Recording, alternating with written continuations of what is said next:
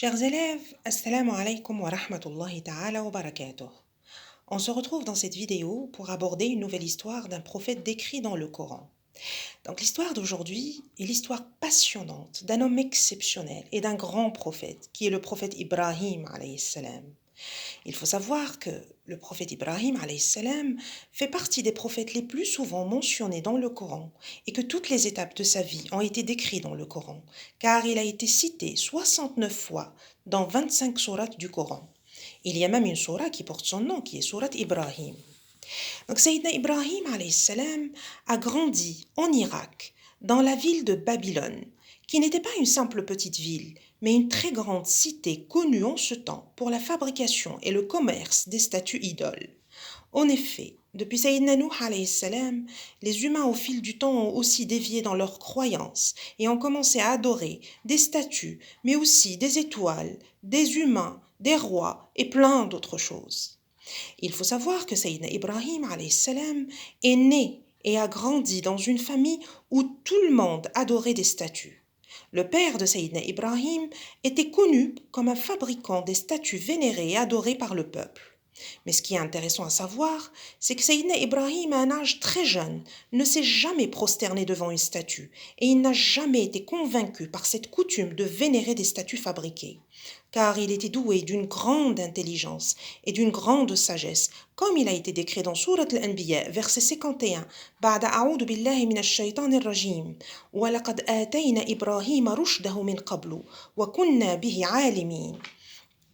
En effet, nous avons donné auparavant à Ibrahim sa sagesse et nous en avions bonne connaissance.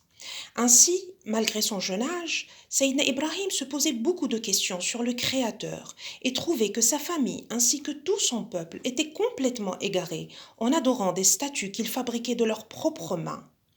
À mesure que le temps passait, Sayyidina Ibrahim essayait de montrer aux gens l'erreur de leurs croyances. Il s'approcha d'abord de son père et lui conseilla d'abandonner l'adoration de ces statues qui ne détiennent aucun pouvoir. Comme il a été décrit dans Sourate Maryam, verset 41, بعد أعوذ بالله من الشيطان الرجيم إذ قال لأبيه يا أبت لم تعبد ما لا يسمع ولا يبصر ولا يغني عنك شيئا. Lorsqu'il dit à son père, ô père, pourquoi adores-tu ceux qui n'entendent pas ni ne voient pas et ne te font profiter en rien? Son père lui répondit, comme ça a été décrit dans Sourate Maryam, verset 46, بعد أعوذ بالله من الشيطان الرجيم قال أراغب أنت عن آلهتي يا إبراهيم لئن لم تنتهي لأرجمنك واهجرني مليا. Il dit, ô Ibrahim, aurais-tu du mépris pour mes divinités? Si tu ne cesses pas, certes, je te tuerai au coup de pierre. Éloigne-toi de moi pour bien longtemps. Bien que Sayyidina Ibrahim ne réussit pas à montrer la vérité de ces statues à son père, il ne perdit pas espoir et décida de quitter son père et s'en alla à la recherche de la vérité sur le vrai Créateur et le vrai Seigneur. Sayyidina Ibrahim, qui possédait un savoir sur l'astrologie qui était une science connue par son peuple en ce temps, contemplait la création du ciel et de la terre et s'interroger sur ses origines, comme ça a été décrit dans Sourate Al-An'am, verset 75, بعد أعوذ بالله من الشيطان الرجيم وكذلك نري إبراهيم ملكوت السماوات والأرض وليكون من الموقنين. Ainsi, nous avons montré à Ibrahim le royaume des cieux et de la terre, afin qu'il fût de ceux qui croient avec conviction.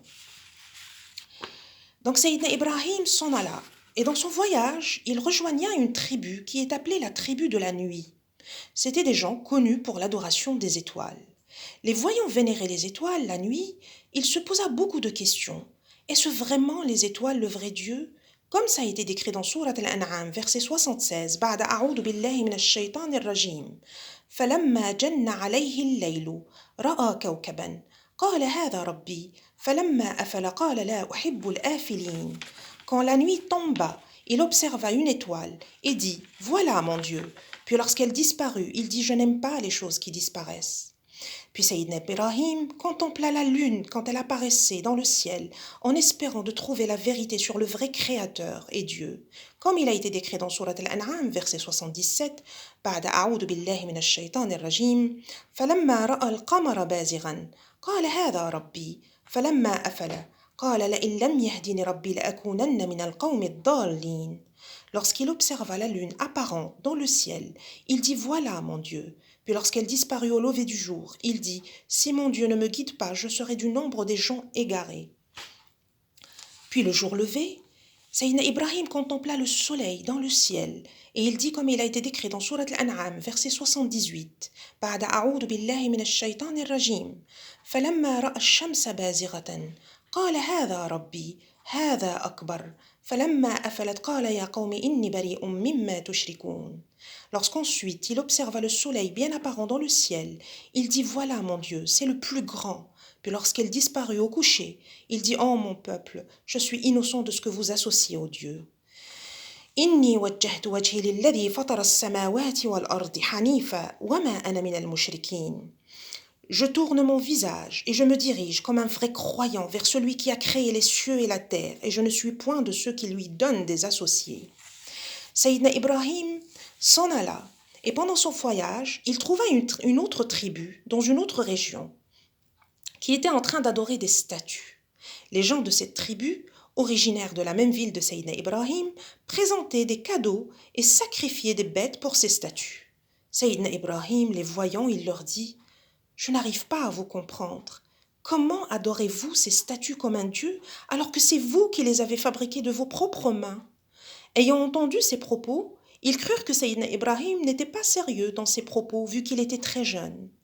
Mais il leur répéta sans cesse le même discours, que les statues qu'ils vénéraient ne pouvaient ni leur faire du bien ni leur faire du mal, encore plus elles ne pouvaient ni les voir ni entendre leurs implorations. Ils lui répondirent qu'il était trop jeune pour comprendre et apprécier leur divinité à leur juste valeur. Les voyant attachés à ces statues, Sayyidina Ibrahim leur jura de leur prouver avec une preuve évidente que ces statues n'avaient aucun pouvoir. Alors un jour, les voyant sortir du temple où se trouvaient les statues, Sayyidina Ibrahim s'introduit en douce à l'intérieur du temple et commença à parler aux statues. Puis il se précipita sur ces statues et se mit à les détruire une à une, et il ne resta plus que la plus grande d'entre elles. Sayyidina Ibrahim eut l'idée d'accrocher la hache qui lui a servi de détruire les statues au bras de cette grande statue.